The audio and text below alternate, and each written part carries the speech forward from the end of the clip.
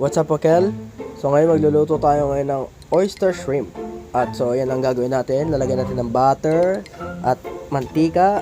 Igigisa natin ng bawang, of course. And susunod natin dyan ng sibuyas hanggang sa masutay. Ilalagay na natin ang tomato paste.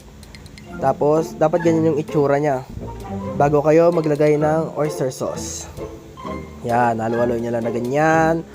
Tapos, pag natapos nyo na, susunod nyo ang UFC ketchup and paminta powder to taste. Tapos, royal. Pwede rin namang Sprite. Depende sa trip nyo o kung saan kayo komportable. Tapos, haluin na lang haluin. Pakuluan. Tapos, dagdagan natin ulit ng yan, powder. Kasi medyo matabang kanina eh. Tapos asukal pagkatapos lagyan ng pamintang powder.